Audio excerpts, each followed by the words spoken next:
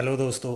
स्वागत है आपका अपने यूट्यूब चैनल विदा क्लासेस द एजुकेशन हब पर। मैं आपका दोस्त एस भारद्वाज आज फिर से हाजिर हूँ आपके लिए एक नई वीडियो लेकर। हमारी आज की वीडियो का विषय रहेगा जम्मू कश्मीर 1947 से 2020। इसमें आज हम जम्मू कश्मीर का संपूर्ण इतिहास जानने की कोशिश करेंगे, पढ़ेंगे इसके बारे में और हाल फिलहाल में जो चल रहा है जम्मू कश्मीर के अंदर आपका जो पीओके क्षेत्र है, गिलगिट और बाल्टिस्तान का जो घटनाएं चल रही हैं इनको जानने की कोशिश करेंगे, जिसके माध्यम से हमें लगता है कि वो दिन दूर नहीं है जिस दिन संपूर्ण जम्मू कश्मीर पर भारत का अधिकार होगा। नीचे आप अभी देख पा रहे होंगे हमारे सामने हैं आपके जम्मू कश्मीर का मानचित्र। ये हमारा कंप्लीट जम्मू कश्मीर है। इसके एक तरफ ये चाइना है, चीन है, दूसरी तरफ ये जो क्षेत्र है ये पाकिस्तान का है। ओनली ये कुछ सीमा है जो अफगानिस्तान की लगती है। इधर हमारा हिंदुस्तान है नीचे, इधर ये लद्दाख का क्षेत्र होगा। तो ये चारों तरफ के इसका पड़ोसी देश थे जो जम्मू कश्मीर के साथ में जिनकी सीमाएं लगती है। ये हमारा कंप्लीट जम्मू कश्मीर है जिसके बारे में आज हम पढ़ेंगे, जिसको अच्छे से समझने की प्रयास हम करेंगे। इसको समझने के लिए इसको अच्छे से समझने के लिए हम 15 विषय पर बात करेंगे जो इस प्रकार है। नंबर 1, जम्मू और कश्मीर के राजा हरि सिंह व उनके पुत्र करण सिंह के बारे में पढ़ेंगे। एक तो इसमें हरि सिंह जो जम्मू कश्मीर के राजा थे वो, और उनके पुत्र करण सिंह के बारे में पढ़ेंगे, उनका इतिहास जानेंगे। दूसरा सेकंड है आपका जम्मू कश्मीर का भारत में विलय, इसकी चर्चा करेंगे, इसके बारे में पढ़ेंगे। तीसरा आपका पीओके गिलगिट बाल्टिस्तान पर पाकिस्तान का कब्जा कैसे हुआ, कब हुआ, उसके बारे में चर्चा करेंगे। फोर्थ है आपका, चौथा है जम्मू कश्मीर का संविधान पढ़ेंगे। पांचवा है आपका भारतीय संविधान के कुछ आर्टिकल जो जम्मू कश्मीर पर लागू होते हैं वो पढ़ेंगे। अनुच्छेद 370 और 35A की विशेष चर्चा करेंगे हम इसमें। नेक्स्ट है आपका 1962 में चीन युद्ध व उसके परिणाम, चीन युद्ध हुआ जो चीन के साथ में, उसके क्या परिणाम पड़े जम्मू कश्मीर पर, वो पढ़ेंगे। नेक्स्ट आपका 1963 में कसगम वैली का चर्चा करेंगे। जो कसगम वैली है उसके बारे में पढ़ेंगे। 1963 में उसमें क्या हुआ था, पाकिस्तान ने इसको जम्मू कश्मीर को दे दिया था। नेक्स्ट पढ़ेंगे 1965 का पाकिस्तान युद्ध व उसके परिणाम। नेक्स्ट होगा 1971 का पाकिस्तान युद्ध, कोई ज़्यादा प्रभाव नहीं था जम्मू कश्मीर पर, लेकिन इससे क्या हुआ था, आपका बांग्लादेश का जन्म हुआ था। दिसंबर के आसपास की ये बात है, 3 दिसंबर को ये प्रारंभ हुआ था और 20 दिसंबर को आपका बांग्लादेश बन गया था। उसके बाद 2014 के आम चुनाव से क्या प्रभाव पड़ा जम्मू कश्मीर पे। उसके बाद 2014 में जो 11वीं विधानसभा के चुनाव हुए थे जम्मू कश्मीर में, उस पर चर्चा करेंगे। उसके बाद 2019 के चुनाव, आम चुनाव। उसके बाद नेक्स्ट है आपका 5-6 अगस्त को क्या हुआ था और 31 अक्टूबर 2019 को क्या हुआ था, वो पढ़ेंगे। और इसके बाद 2 लास्ट पॉइंट और है आपका हाल फिलहाल में जो अभी ये ताज़ा घटनाएं हैं ये दोनों। इसके अंदर क्या है कि 2020 में पाकिस्तान की जो सुप्रीम कोर्ट है इसने पाक अधिकृत कश्मीर का जो क्षेत्र है, गिलगिट है, बाल्टिस्तान है, पीओके है, इन क्षेत्रों में आम चुनाव कराने के लिए सरकार को बोला है। इसका विरोध करते हुए भारत सरकार के मौसम विभाग ने इन क्षेत्रों का मौसम दिखाना प्रारंभ किया, जो कि हाल फिलहाल की ये घटनाएं हैं। तो इन 15 विषयों पर हम बात करेंगे। चलो बढ़ते हैं आगे। सबसे पहले हम कहते हैं जम्मू कश्मीर के इतिहास के बारे में। जम्मू कश्मीर की जो देशी रियासत थी उसके इतिहास पहले उसका पढ़ने का प्रयास करते हैं। तो देखिएगा, चलो इतिहास जानने से पहले थोड़ा सा मानचित्र देख लेते हैं। अभी वर्तमान में कंडीशन क्या है। ये कंप्लीट जम्मू कश्मीर है जिस पर भारत का अधिकार है। मात्र और मात्र भारत का हिस्सा है जम्मू कश्मीर। संपूर्ण जम्मू कश्मीर भारत का हिस्सा है, लेकिन इस पे क्या है कि कुछ हिस्से पर पाकिस्तान ने कब्जा किया हुआ है और कुछ हिस्से पर चाइना ने कब्जा किया हुआ है। देखो ये सबसे ऊपर है गिलगित, इसके ठीक नीचे है बाल्टिस्तान। ये जो क्षेत्र दिख रहा है ये सारा कंप्लीट है पीओके, इसके ऊपर पाकिस्तान का कब्जा है। ठीक है, दूसरी तरफ आपका अक्साई चीन, जिसके ऊपर किसका कब्जा है, चीन का। कब से कब्जा है, जब चीन युद्ध हुआ था। कब हुआ था, 1962 में। 1962 में चीन युद्ध के बाद में इसके ऊपर कब्जा हो गया किसका, चाइना का, अक्साई चीन। ये जो है, ये जो बॉर्डर है ये आपका LAC line of actual control, LAC बोला जाता है, ठीक है। और इधर जो ये है ये बोला जाता है आपका LOC, लाइन ऑफ कंट्रोल। जो पाकिस्तान के साथ में है वो है लाइन ऑफ कंट्रोल, और जो चीन के साथ में है ये आपका LAC, line of actual control, ठीक है। 1962 में जो युद्ध हुआ चीन के साथ में, उसके बाद में इस क्षेत्र पर चीन का कब्जा हो गया। चीन का कब्जा होने के बाद में संसद के अंदर बहस चली, भारतीय संसद के अंदर। तो संसद में आपके पंडित जवाहरलाल नेहरू ने कहा कि अक्साई चीन तो एक ऐसा हिस्सा था जिस पर एक तिनका भर भी घास नहीं होती थी। तो आप सोचिएगा कि विपक्ष के हमले से पहले सरदार पटेल की पार्टी, आपकी नेहरू के दल के ही एक नेता ने, महावीर त्यागी जी ने कहा था अपना सर दिखाते हुए कि इस पर भी कोई बाल नहीं है, क्या इसको भी कटा दूं या किसी और को गिफ्ट दे दूं, किसी और का इसको मैं दे दूं। तो अपने ही दल के एक नेता ने, महावीर त्यागी ने, नेहरू जी का विरोध किया था जब नेहरू जी ने कहा था कि इस पर एक तिनका भर भी नहीं होता है। तो वो ये क्षेत्र था आपका भाई, ठीक है। तो अब तो विपक्ष भी इतना विरोध नहीं करता जितना कि उस समय अपने पक्ष के ही नेता ने इनका विरोध किया था। ये आपका सियाचिन ग्लेशियर है, ठीक है। इसके ठीक ऊपर है आपका कासगम वैली। कासगम वैली पे आपका पहले होता था पाकिस्तान का अधिकार, लेकिन 1963 में ये वैली क्षेत्र जो था, घाटी जो क्षेत्र था, ये चीन को पाकिस्तान ने गिफ्ट में दे दिया। तो अब वर्तमान में ये क्षेत्र और ये क्षेत्र, इन पर है चीन का कब्जा, और इस क्षेत्र पर है आपका पाकिस्तान का कब्जा। मात्र ये क्षेत्र है आपका जम्मू और कश्मीर, JNK, और ये क्षेत्र है आपका लद्दाख, जिस पर कि भारत का कब्जा है। यहां से इतना, लेकिन संपूर्ण जो जम्मू कश्मीर है वो भारत का अभिन्न अंग है, जिसको भारत प्राप्त कर रहेगा। ये जो क्षेत्र देख रहे हो आप, ये आपकी घाटी का क्षेत्र है। इसके अंदर जो ये है आपका, ये क्षेत्र है, ये है आपका श्रीनगर। आगे हम इतिहास की बात करेंगे तो वहां काम आएगा। ये आपका श्रीनगर है, और दूसरा जो आप बात करोगे तो ये आपका है जम्मू।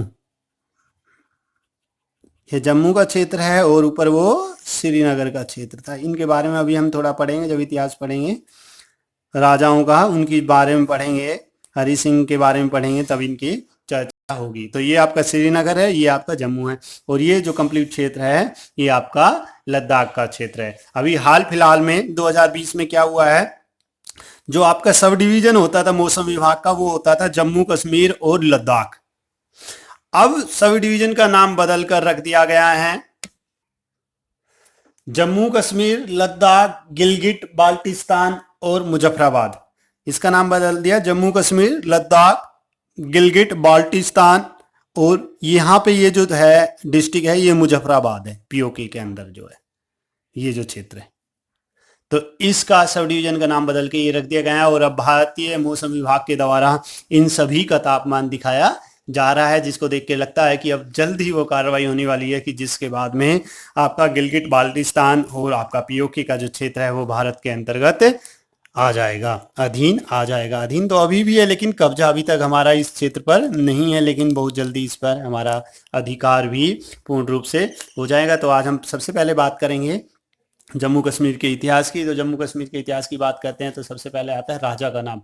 इसका राजा होता था, ये जो देसी रियासत थी इसका राजा था हरि सिंह। हरि सिंह जो राजा था वो हिंदू था, और ये जो क्षेत्र है इसमें मुस्लिम जो जनसंख्या है वो अधिक है। इस दौरान क्या होता है, सन 1944 के अंदर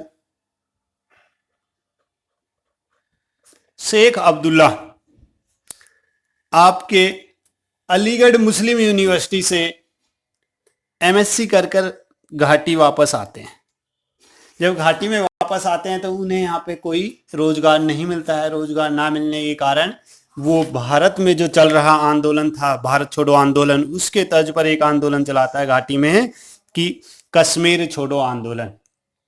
कश्मीर छोड़ो आंदोलन के चलते ये घाटी के अंदर जाना पहचाना चेहरा हो जाता है, जिससे कि राजा को डर लगने लगता है, और राजा इसको किसको, शेख अब्दुल्ला को हिरासत में डाल देता है, जेल के अंदर बंद कर देता है। बंद करने के बाद में क्या होता है धीरे धीरे आगे बढ़ते हुए 1947 आ जाता है और देश आज़ाद होने को। अब भारत से दो देश, भारत और पाकिस्तान, दो देश बनने के लिए तैयार है। एक तरफ भारत होगा और दूसरी तरफ क्या होगा, पाकिस्तान होगा।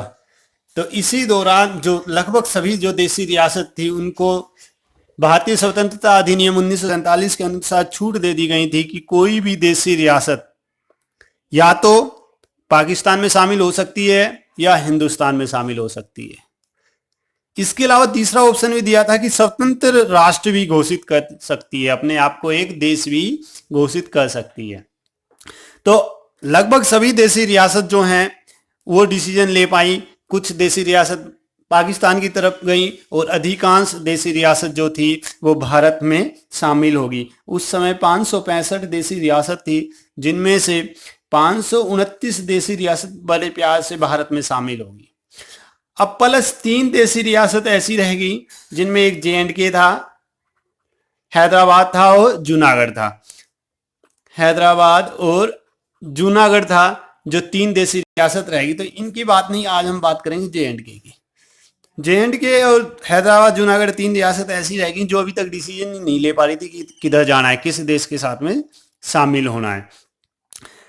तो अब जून के अंदर क्या होता है कि जो माउंट बैटन है वो मीटिंग करते हैं किसके साथ में, राजा हरि सिंह के साथ में। हरि सिंह के साथ में शाम तक मीटिंग चलती है। उसमें बोला जाता है माउंट बैटन के द्वारा कि या तो आप पाकिस्तान के साथ जाओ या आप भारत के पास साथ जाओ। जो राजा हरि सिंह है वो ना तो पाकिस्तान के साथ जाना चाह रहा है, ना ही वो हिंदुस्तान के साथ जाना चाह रहा है। कोई डिसीजन नहीं ले पा रहा है। मीटिंग अगले दिन के लिए छोड़ दी जाती है कि भाई कल इस पे आगे बात करते हैं। अगले दिन सुबह माउंट बैटन मीटिंग हॉल में पहुंच जाते हैं, लेकिन उधर से राजा हरि सिंह मीटिंग हॉल में नहीं आते हैं। न आने पर मैसेज पहुंचाया जाता है। तो मैसेज जब पहुंचाया जाता है राजा के पास, तो राजा मैसेज वापस भेजते हैं कि राजा के पेट में दर्द है और राजा मीटिंग अटेंड नहीं कर सकता। और राजा का ये अच्छा बहाना था, जब भी किसी से नहीं मिलना होता था तो वो पेट दर्द का नाम ले देता था, जिसके कारण क्या हुआ कि मीटिंग वहां पर खत्म हो गई। और चलते हुए क्या आ गया, 15 अगस्त 1947 भारत आजाद हो गया। देश क्या हो गए, दो हो गए। इधर आपका 1944 में पहले ही शेख अब्दुल्ला को क्या किया गया है, जेल के अंदर डाल दिया गया है। लेकिन 1946 के अंदर क्या होता है, 1947 में क्या होता है, जून के अंदर शेख अब्दुल्ला को रिहा कर दिया जाता है नेहरू के कहने पर। उधर से 20 अक्टूबर, ये इंपॉर्टेंट डेट है भाई, 20 अक्टूबर 1947 को जो आपकी पाकिस्तान की सेना है, कबीलियों के रूप में, इस सेना का नाम था आजाद कश्मीर फौज। इसको नाम दिया गया क्या, आजाद कश्मीर फौज, जो पाकिस्तान से चलती है, पाकिस्तान के वजीरिस्तान से चलती है और आगे चलती हुई क्या होता है कि 1-2 दिन में वो कहाँ पहुंच जाती है, मुजफ्फराबाद में। ये जो डिस्ट्रिक्ट है ये कौन सा है, मुजफ्फराबाद। इस क्षेत्र में वो पहुंचती है। पहुंचने के बाद में जब ये इसके पीओके का जो क्षेत्र है मुजफ्फराबाद, इसमें पहुंचती है, तो यहां से आपका जो ये क्षेत्र है, क्या नाम बताया था, श्रीनगर, ये रह जाता है 150 किलोमीटर मात्र। कितना दूर रह जाता है, 150 किलोमीटर दूर रह जाता है। तो इसके बाद क्या होता है कि अगले एक दिन में ये यहां से चलकर आपके इस क्षेत्र में है उरी, लाइन ऑफ कंट्रोल से 10 किलोमीटर अंदर मात्र है उरी। इसके पास में पहुंच जाती है कितने तारीख को, 23 अक्टूबर को। 23 अक्टूबर को पाकिस्तान की जो सेना है वो कहां पहुंच जाती है, उरी पहुंच जाती है। जब ये पाकिस्तान की सेना उरी पहुंच गई, कब, 23 अक्टूबर को, तो इसके बाद क्या होता है कि अब राजा घबरा जाता है। जब पाकिस्तान की सेना ने जम्मू कश्मीर के ऊपर अटैक कर दिया, तो राजा का एक सेनापति है, ब्रिगेडियर है राजेंद्र सिंह, वो कहता है कि आप कहां चले जाओ, जम्मू चले जाओ, श्रीनगर छोड़ के कहां चले जाओ, जम्मू चले जाओ। और ब्रिगेडियर मुजफ्फराबाद और उरी को जो जोड़ता है, उरी को जो जोड़ता है, इस पे यहाँ पे एक मात्र फ्लाईओवर, एक पुल है, इसको वो उड़ा देता है। इस प्रक्रिया में क्या होता है कि ब्रिगेडियर की भी मृत्यु हो जाती है। लेकिन मरते मरते भी वो राजा को 2 दिन का टाइम मिल जाता है। इससे जब ये जो पुल है जब इसको उड़ा दिया जाता है तो इससे इधर पहुंचने में 2 दिन का टाइम मिल जाता है। तो राजा यहाँ से दिल्ली फोन करता है, दिल्ली से वीपी मेनन साहब आपके घाटी पहुंचते हैं। घाटी जो है श्रीनगर पहुंचते हैं। श्रीनगर पहुंचने का सड़क और रेल मार्ग कोई नहीं है, एकमात्र मार्ग जो है वो है वायु मार्ग। उस वायु मार्ग से वीपी मेनन कहाँ पहुंचते हैं? घाटी पहुंचते हैं। और घाटी पहुंचने के बाद में क्या करते हैं, यहाँ पर जो राजा का प्रधानमंत्री है मेहरचंद, उससे मिलते हैं। मिलने के बाद में यहाँ से राजा उनको बोलता है कि मेरे को भाई बचाओ, मेरी सुरक्षा करो, मेरे क्षेत्र की सुरक्षा करो। यहाँ पे मीटिंग करने के बाद वीपी मेनन वापस दिल्ली लौट जाता है।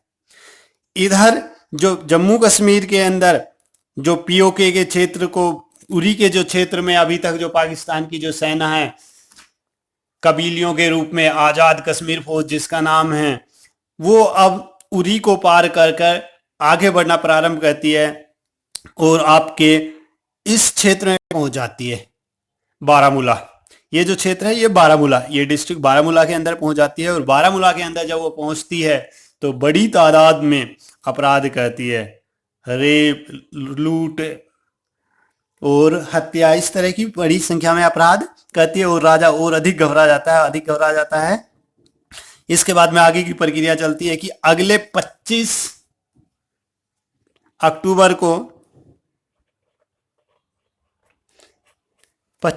को क्या होता है, जो आपकी पाकिस्तान की जो सेना है ये श्रीनगर को चारों तरफ से घेर लेती है। उधर से भारत सरकार युद्ध करने को तैयार है, लेकिन माउंटबेटन इस चीज के लिए तैयार नहीं है कि युद्ध नहीं हो सकता। माउंटबेटन मना कर देता है कि युद्ध नहीं हो सकता, आप सपोर्ट नहीं कर सकते क्योंकि आप जो है जम्मू कश्मीर का भारत में विलय नहीं हुआ है। इसी दौरान वीपी मेनन दोबारा 25 अक्टूबर को कहाँ आता है, जम्मू कश्मीर आता है। जम्मू कश्मीर आने के बाद में जो राजा के जो प्रधानमंत्री है मेहरचंद, इनको मिलता है श्रीनगर में। यहाँ से ये दोनों वापस जम्मू कश्मीर आते हैं, राजा से मिलते हैं, राजा से विलय पत्र पर सिग्नेचर कराकर वापस दिल्ली की तरफ बढ़ जाते हैं। 26 अक्टूबर को क्या हुआ कि जो श्रीनगर को कंप्लीट घेर लिया है और घेरने के बाद में अब राजा की दशा क्या है ये देखो कि राजा अपने सिक्योरिटी गार्ड को बोलता है 26 तारीख की रात को सोने से पहले, यदि सुबह भारत की सेना जम्मू कश्मीर आ जाती है तो मेरे को उठा लेना, वरना मेरी सर्विस पिस्टल से मेरे को गोली मार देना, उठाने की आवश्यकता नहीं है। लेकिन जैसे ही वीपी मेनन वापस दिल्ली आता है तो दिल्ली में एक मीटिंग होती है जिसके अंदर पटेल साहब, नेहरू, वीपी मेनन और माउंटबेटन इस मीटिंग में हिस्सा लेते हैं, जिसमें कि राजा के द्वारा भेजा गया विलय पत्र पर माउंटबेटन 27 अक्टूबर की सुबह हस्ताक्षर करते हैं। और जिसके बाद तुरंत बाद दिल्ली के पालम सफदरजंग हवाई अड्डे से भारतीय वायुसेना उड़ान भरती है और जम्मू कश्मीर पहुंचती है। जम्मू कश्मीर में शेख अब्दुल्ला व उसकी पार्टी भारतीय वायुसेना का स्वागत करते हैं और पाकिस्तान के विरुद्ध कार्रवाई शुरू कर देते हैं। इतना सब होने पर पाकिस्तान के जो प्रधानमंत्री है जिन्ना जो है वो अपने सेनापति ग्रेसी को बोलते हैं कि आप युद्ध कीजिए, लेकिन ग्रेसी इसके लिए बोल देता है कि आप ओकिम लेक से कांटेक्ट कीजिए, मीटिंग कीजिए, उनसे परमिशन लीजिए, जब वो परमिशन दे देंगे तो हम जो है भारत के पास साथ में युद्ध कर पाएंगे। अब कोंगिंग लेक कौन है? दोनों सेनाओं का सेना अध्यक्ष है अभी तक, पाकिस्तान और भारत की दोनों सेनाओं का, ठीक है। उधर वो जिन्ना साहब जाके कोंगिंग लेक को मिलते हैं। कोंगिंग लेक क्या कहते हैं, वो परमिशन देने से मना कर देते हैं। तो मना करने के बाद में आपके जिन्ना जो हैं वो माउंटबेटन के साथ में मीटिंग रखते हैं 1 नवंबर 1947 को। इस मीटिंग में भारत से आपको लाहौर में ये मीटिंग रखी जाती है, भारत से भी प्रतिनिधि बुलाया जाता है, लेकिन पटेल साहब इसके बहिष्कार करते हैं, मना कर देते हैं, तो भारत का कोई भी प्रतिनिधि भाग नहीं लेते। तो 1 नवंबर 2019 को जिन्ना और माउंटबेटन के बीच में मीटिंग होती है एक।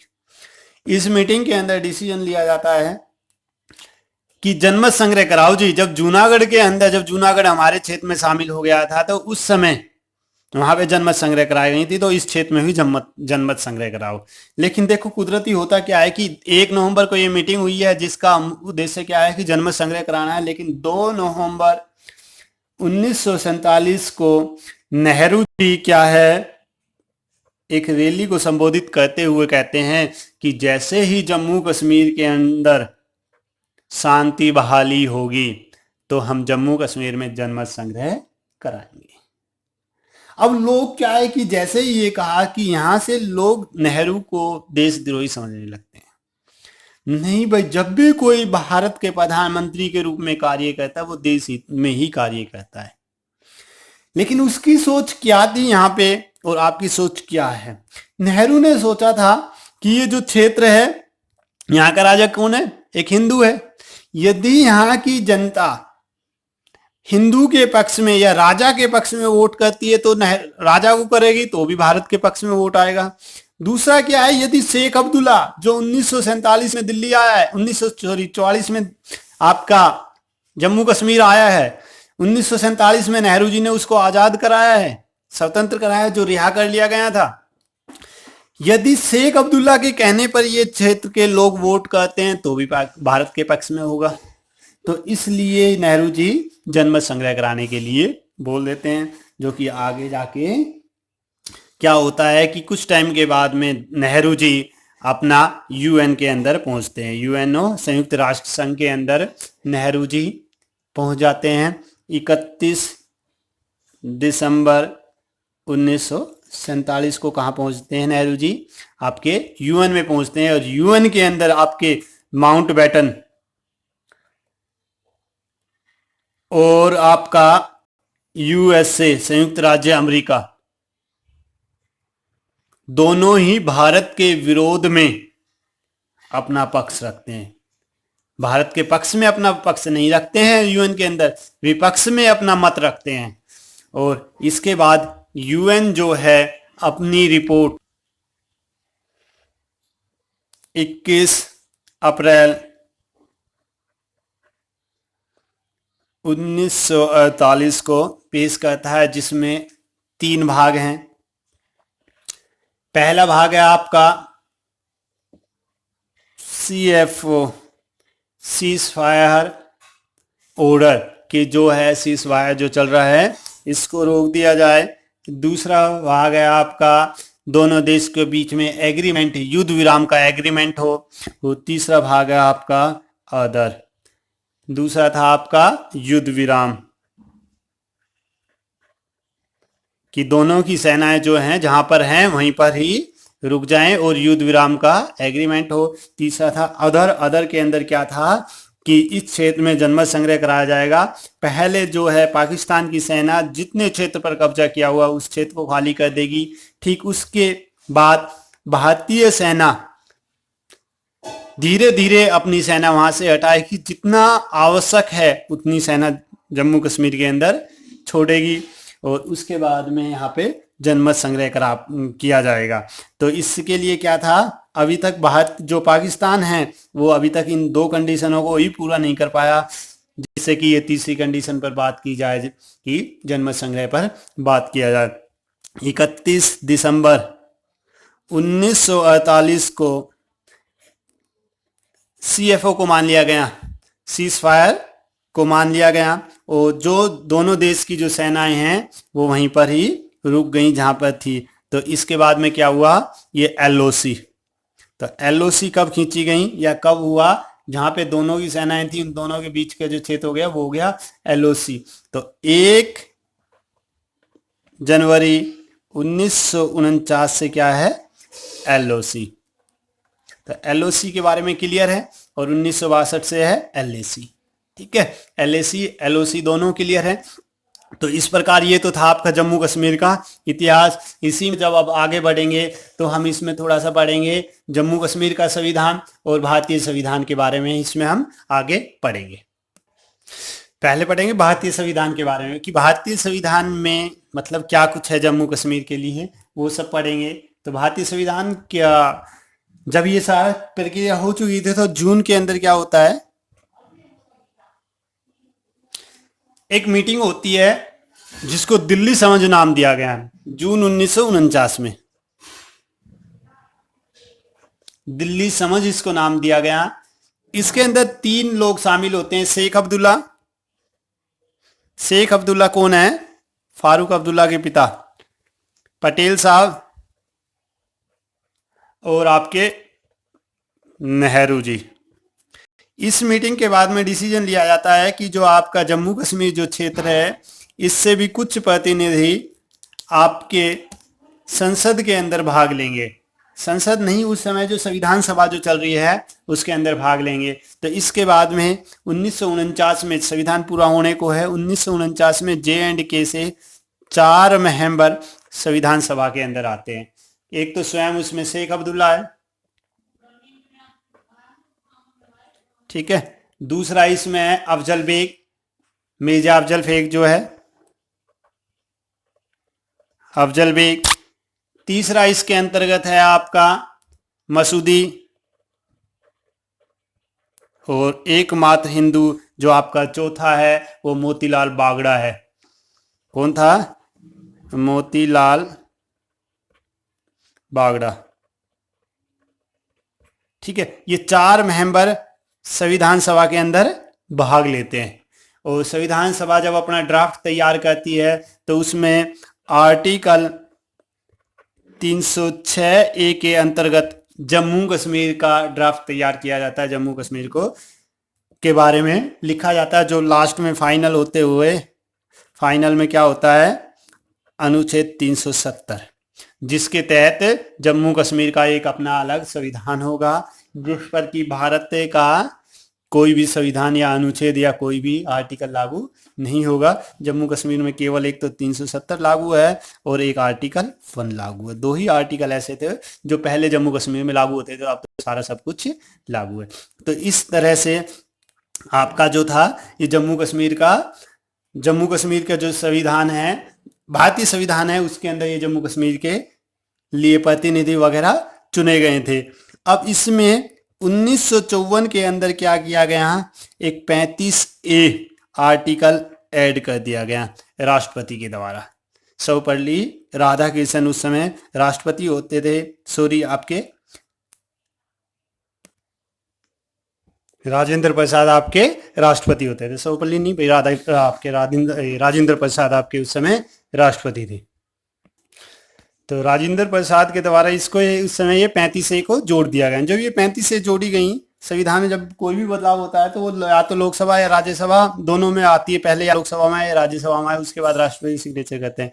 तो जब ये 35A आई, ना तो लोकसभा में पेश किया गया ना राज्यसभा में, डायरेक्ट ही इसको क्या किया गया है, डॉक्टर राजेंद्र प्रसाद के द्वारा इस पे क्या गया, सिग्नेचर किया गया और इसको लागू कर दिया गया, ठीक है। तो एक तो ये 35 जम्मू कश्मीर से संबंधित है, दूसरा आपका 370 को हम समझेंगे लास्ट में। इसको मैं थोड़ा आपको लास्ट में समझाऊंगा अच्छा से। तो 370 को समझने के लिए आप अंतिम लास्ट तक वीडियो में बने रहे, वीडियो को देखें अंतिम तक। तो मैं इसको लास्ट में अच्छे से समझाऊंगा, इसका ही प्रयोग करके 370 को हटाया गया है, कैसे हटाया गया है, 370 के कितने भाग है, कौन सा भाग का भी प्रयोग किया गया है, वो सब बात करेंगे। दूसरी तरफ हम बात करेंगे जम्मू कश्मीर के संविधान से। ये तो भारतीय संविधान के भाग हो गए, 306A में ड्राफ्ट में था, 370 में ये फाइनल हो गया, 35A बाद में जोड़ा गया। दूसरी तरफ हम बात करेंगे जम्मू कश्मीर के संविधान की।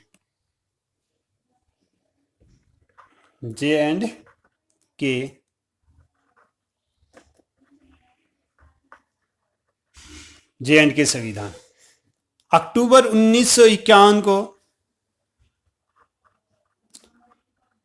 जम्मू कश्मीर जो विधानसभा है, संविधान सभा है, उसके चुनाव हुए। 5 नवंबर 1951 को जम्मू कश्मीर संविधान सभा की पहली बैठक हुई, फर्स्ट मीटिंग हुई, इसमें चुनाव हुए। इसके बाद जो पहली मीटिंग कब हुई 1951 को, और अक्टूबर 1956 में जो संविधान था वो बनकर तैयार हो गया। कौन सा संविधान? जम्मू कश्मीर के संविधान की बात कर रहे हैं भाई। 17 नवंबर 1956 को ये संविधान पेश किया गया जो पास हो गया। 26 नवंबर 1956 से जम्मू कश्मीर का संविधान लागू हुआ, और 1957 में आपकी जम्मू कश्मीर जो संविधान सभा थी इसको भंग कर दिया गया। ठीक है, ध्यान रखना, जम्मू कश्मीर संविधान सभा 1957 में भंग कर दी गई। हम जब पीओ के ये जो आप 370 पढ़ोगे उसके अंतर्गत ही ये आएगा। जो जम्मू कश्मीर का संविधान है उसके अंदर 158 अनुच्छेद, 13 भाग और 7 अनुसूचियां हैं। इनमें से कुछ एक आर्टिकल बहुत इंपॉर्टेंट है। एक तो अनुच्छेद आर्टिकल 3, ये कहता है कि J&K जम्मू कश्मीर भारत का था, है और रहेगा, बहुत इंपॉर्टेंट है। दूसरा आपका आर्टिकल 92, जब भी जम्मू कश्मीर में अनुच्छेद 356 के अनुसार राष्ट्रपति शासन लगेगा वो पहले 6 माह राज्यपाल शासन कहलाएगा। पहले 6 महीने राज्यपाल शासन चलेगा, वो 6 महीने के बाद भी चलता है तो वो राष्ट्रपति शासन के रूप में बदलेगा। तो ये आपके 370 में अभी यूज हुआ है, ठीक है, जिसमें हम आगे बात करेंगे। तो ये तो था आपका किसका? जम्मू कश्मीर का जो संविधान था वो हो गया। दूसरी तरफ आपने ये भारत का संविधान था जो जम्मू कश्मीर से रिगार्डिंग है तो वो पढ़ा। तो ये दोनों संविधान हो गए। अब हम आगे बात करते हैं। 370 रहता है एक हमारा, जिसके बारे में हम लास्ट में बात करेंगे। इसके अलावा हमारे कितने टॉपिक, कितने और रह गए? वीडियो थोड़ा लंबी हो रही, इसको थोड़ा शॉर्ट करने की कोशिश करते हैं, जल्दी खत्म करते हैं। अब तक हम जम्मू कश्मीर और उसके राजा के बारे में पढ़ चुके हैं। उनका पुत्र रहता है, पुत्र जो पहला जो गवर्नर था जम्मू कश्मीर का वो उनका पुत्र करण सिंह था। ठीक है, इसके बारे में थोड़ा आगे और बात करेंगे। जम्मू कश्मीर का भारत में विलय पड़ चुके हैं।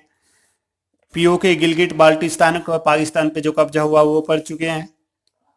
जम्मू कश्मीर का संविधान अभी हाल में पढ़ा। भारतीय संविधान का 370 और 35 से दोनों पढ़ चुके हैं अभी। 1962 में जो चीन जो था, चीन युद्ध के बाद में अक्साई चीन जो है उस पर जो कब्जा कर लिया था वो था। देखते हैं एक बार मानचित्र के माध्यम से। ये जो क्षेत्र है 1962 में, इस पर अक्साई चीन पर चीन ने कब्जा कर लिया था, जिसके बाद में जब संसद में जब जिरह हुई थी, बहस हुई थी, तो उसमें महावीर त्यागी जी ने कहा था कि मेरे सर पर भी एक भी बाल नहीं है, क्या मैं इसको कटवा दूं या इसको किसी और को दे दूं। इसके बाद में सक्सगम वैली था 1963 में, पाकिस्तान ने चीन को ये गिफ्ट दे दिया। ये हमारा सक्सगम वैली था, ठीक है, 1963। इसके बाद 1965 युद्ध, और युद्ध के बाद में क्या परिणाम हुआ था कि जो आपके अब तक के जो पद होते थे जम्मू कश्मीर के अंदर, जम्मू कश्मीर का अपना पीएम होता था। पीएम को कहते थे वहां पे वजीर आजम।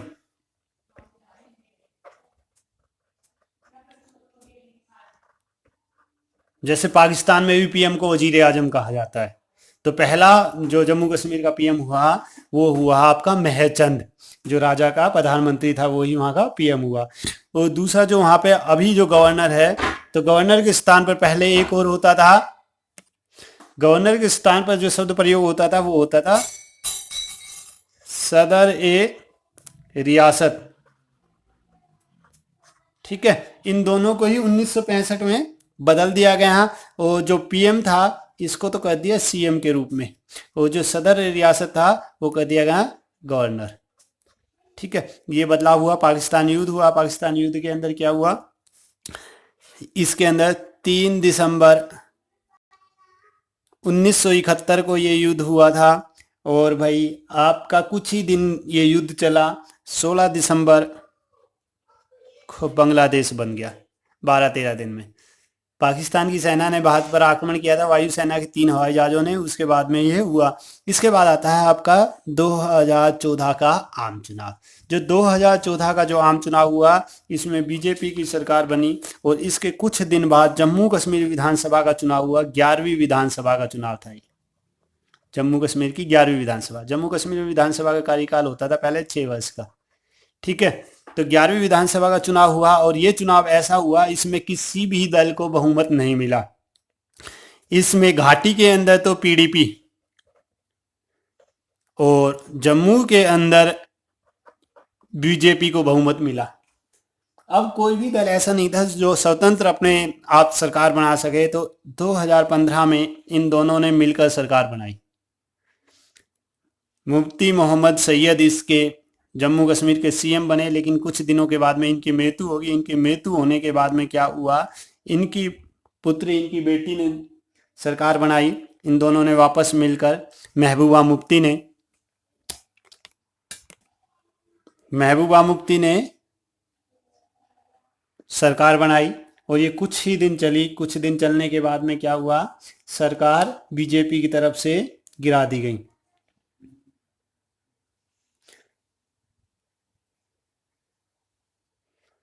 बीस 6/18 को जो राज्यपाल थे सत्यपाल मलिक, इसने केंद्र सरकार को क्या किया, लेटर लिख के भेजा और जिसमें कहा गया कि कोई भी राज्य जो है सरकार चलाने, कोई भी जो दल है जो सरकार चलाने के लायक नहीं है, कोई भी बहुमत सिद्ध नहीं कर पा रहा है, जिसके चलते राष्ट्रपति शासन लगाया जाए, जो कि पहले 6 महीने के लिए ये राज्यपाल शासन लगा। अब ये राज्यपाल शासन का जो समय था ये कब जाके पूरा हो रहा था, ये आपको 19 दिसंबर 18 को पूरा हो रहा था। तो तुरंत ही ये इसकी रिपोर्ट राष्ट्रपति साहब को भेज दी गई और राष्ट्रपति साहब ने यहाँ पे क्या, राष्ट्रपति शासन लगा दिया। तो तुरंत कार्रवाई हो रही, 6 महीने पूरे होते ही रिपोर्ट भेज दी गई राज्यपाल के द्वारा, सत्यपाल मलिक के द्वारा, और उसके तुरंत बाद यहाँ पे क्या लग गया, राष्ट्रपति शासन लग गया। राष्ट्रपति शासन लगने के बाद में देखो भाई क्या होता है यहाँ पे, ये जो डेट है 5 अगस्त को क्या होता है कि लोकसभा में देखो कितनी फास्ट ये कार्रवाई हुई है। राज्यसभा में एक बिल आता है, ठीक है, वो पास कर दिया जाता है। उसके बाद में इस बिल के अंदर क्या होता है, अब हम पहले इसको एक बार 370 को पढ़ेंगे, फिर देखते हैं, फिर ये क्लियर होगा अच्छे से। ये जो डेट है ना दोनों ही, राज्यसभा में क्या होता है कि जम्मू कश्मीर से 370 हटा दी जाती है, 35A हटा दी जाती है, दोनों को इनको हटा दिया जाता है और एक अलग से बिल लाया जाता है। ये तो राष्ट्रपति के द्वारा हटा दिए जाते हैं दोनों, और बिल लाया जाता है कि दोनों राज्यों को, एक राज्य जम्मू कश्मीर राज्य को 2 केंद्र शासित राज्यों में बदला जाए, J&K और लद्दाख। ठीक है, ये बिल लाया जाता है जो 5 अगस्त को राज्यसभा में आता है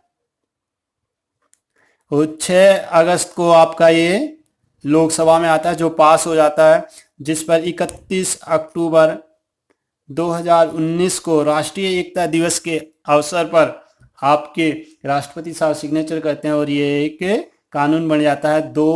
अब जो जम्मू कश्मीर राज्य था, J&K राज्य था, 2 केंद्र शासित राज्यों में बढ़ जाता है, J&K केंद्र शासित राज्य और लद्दाख केंद्र शासित राज्य। J&K जो राज्य था इसके अंदर ये विधानसभा वाला केंद्र शासित राज्य बनाया जाता है और लद्दाख को बिना विधानसभा वाला केंद्र शासित राज्य बनाया जाता है। दोनों के 2 इनके उपराज्यपाल नियुक्त कर दिए जाते हैं। जेसी मुर्मू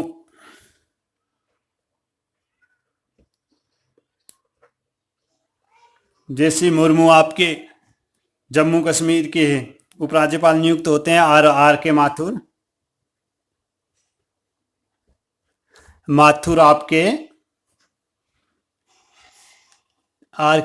आपके लद्दाख के उपराज्यपाल नियुक्त किए जाते हैं। तो इस प्रकार राज्यों की संख्या भारत में कितनी हो जाती है, अभी तक 29 राज्य थे और 7 केंद्र शासित प्रदेश थे, लेकिन जम्मू कश्मीर के टूटने के बाद में हो जाते हैं 28 राज्य और 9 केंद्र शासित प्रदेश। इसके बाद में कब, ये था आपका 31 अक्टूबर 2019 को। लेकिन अभी वर्तमान में कितने हैं भाई, वर्तमान में 2020 के अंदर अभी हैं आपके 28 राज्य और 8 केंद्र शासित प्रदेश। दादर नगर हवेली, को दमनदीप के साथ में मिला दिया गया है। तो अभी वर्तमान में राज्य पूछ लिए जाए तो आपके 28 राज्य और 8 केंद्र शासित प्रदेश हैं।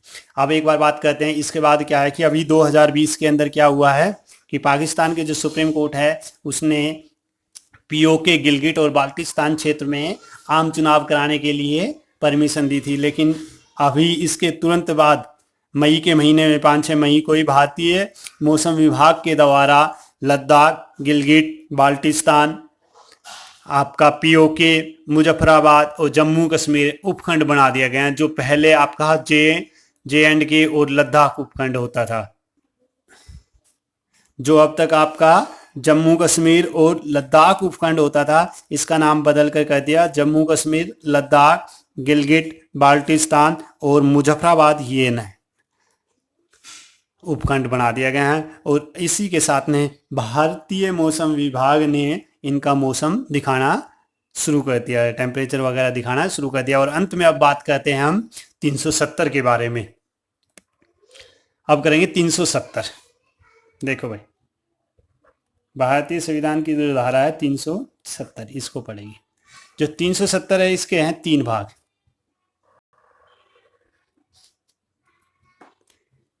सबसे पहले आपका 370(1),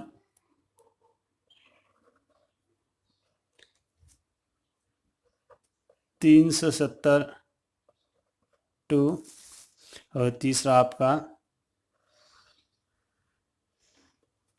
370(3).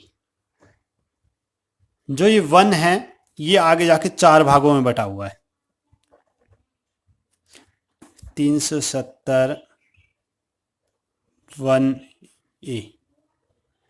370(1)(a) क्या कहता है? देखो भाई, 370(1)(a) के अनुसार क्या है कि जम्मू कश्मीर जो है उस पर आर्टिकल 238 लागू नहीं होगा। आर्टिकल 238 था खास राज्यों के लिए, बदमाश जो राज्य होते थे। आगे कभी जब पढ़ेंगे, जब बदमाश राज्यों की बात करेंगे, तो ये क्या है कि ये कहता है जम्मू कश्मीर की खास से भी खास दर्जा प्राप्त होना चाहिए हमें।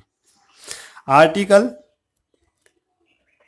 370 फर्स्ट का बी क्या कहता है कि जम्मू कश्मीर में भारतीय संविधान का कितना अधिकार हुआ, क्या क्या काम कर सकते हैं। संसद का जे&के पर अधिकार, कि क्या क्या अधिकार हुआ, किस किस से रिगार्डिंग संसद जो है जम्मू कश्मीर का कोई भी बिल पास कर सकती है। तो इसमें जैसे आपका सेना है, विदेश नीति है, ठीक है, इस तरह के कुछ कार्य हैं जो कि इसके अंतर्गत आते हैं। 370 का ए का फर्स्ट का ए हो गया, 370 फर्स्ट का बी हो गया। नेक्स्ट आपका 370 फर्स्ट का सी।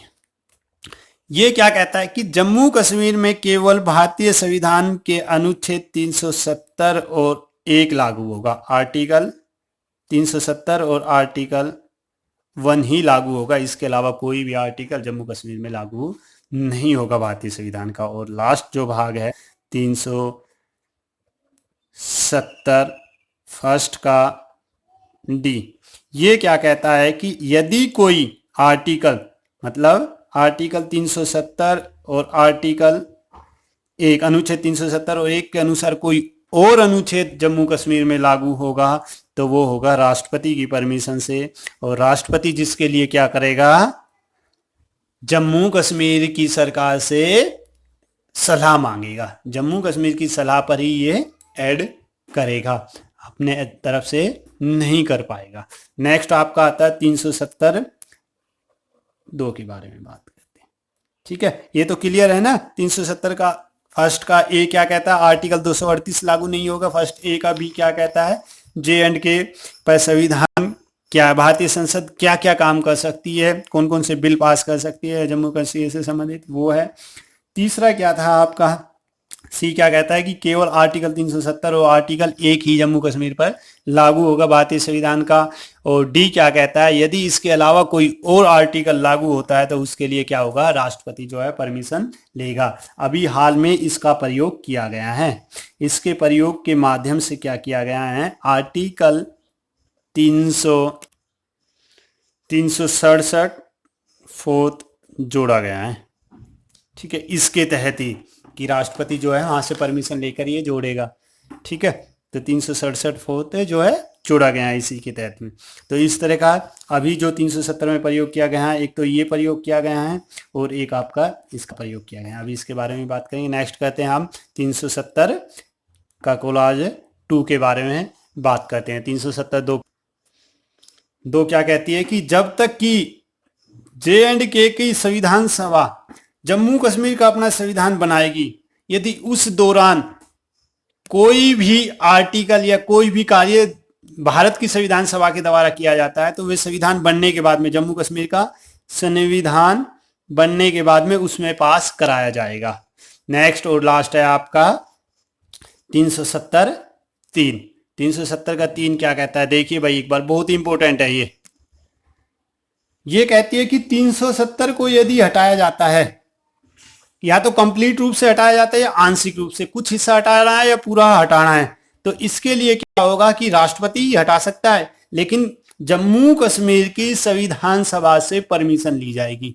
साफ साफ है, जम्मू कश्मीर की संविधान सभा से परमिशन ली जाएगी। लेकिन आप जो देखोगे ना 367, इसमें क्या ऐड किया गया है कि जो जम्मू कश्मीर की विधानसभा है उसको जम्मू कश्मीर की संविधान सभा समझा जाएगा। ठीक है, 367 फोर्थ के अनुसार क्या हो गया है कि जम्मू कश्मीर की जो विधानसभा है उसको क्या समझा जाएगा, जम्मू कश्मीर की संविधान सभा। और 370 3 में क्या कहा गया है कि संविधान सभा से परमिशन ली जाएगी। जो संविधान सभा थी नहीं, तो यहाँ पे क्या कर दिया, संविधान सभा किसको मान लिया जाएगा, विधानसभा को। अब विधानसभा जो है वो 6 महीने पहले ही भंग हो चुकी है। भंग होने के बाद में क्या हो गया, वहां पे राष्ट्रपति शासन, पहले राज्यपाल शासन लगा, उसके बाद में राष्ट्रपति शासन लग गया। जब कभी राज्य में राष्ट्रपति शासन लग जाता है तो वो सारी पावर जो विधानसभा के पास होती है वो सारी वहां के राज्यपाल के पास चली जाती है। अब राज्यपाल इसको पास करेगा, हटाने की प्रक्रिया को राज्यपाल सलाह देगा। तो राज्यपाल कौन था, सत्यपाल मलिक। सत्यपाल मलिक ने उसको फॉरवर्ड कर दिया, फॉरवर्ड करते ही राष्ट्रपति ने उस पर सिग्नेचर कर दिया और 31 अक्टूबर से क्या हो गया, जम्मू कश्मीर 2 केंद्र शासित राज्यों में विभाजित हो गया। और इस प्रकार 370 यहां से हटा दी गई। अब भी 370 जो है वो नाम मात्र की है, उसमें संशोधन कर दिया गया है कि जम्मू कश्मीर जो है भारत का अभिन्न अंग होगा, अभिन्न अंग है। और 367 के तहत ही एक और बदलाव किया गया है कि विदेशी क्षेत्र किसको कहेंगे। जो भारतीय आईपीसी, इंडियन पेनल कोड जो था, आईपीसी जो थी, उसमें जम्मू कश्मीर को शामिल नहीं किया गया था, तो उसके अनुसार विदेशी क्षेत्र होता था। लेकिन अब क्या किया गया है, इसमें बदलाव कर दिया गया है 367 के अनुसार। तो इस प्रकार ये आपका 370 था। तो ये आज का हमारा विषय था जम्मू कश्मीर। दोस्तों वीडियो कैसी लगी, ये तो आज की हमारी वीडियो जम्मू कश्मीर के विषय पर थी। दोस्तों वीडियो कैसी लगी, यदि वीडियो अच्छी लगे तो वीडियो को लाइक करें, शेयर करें और चैनल को सब्सक्राइब करें। बहुत बहुत धन्यवाद।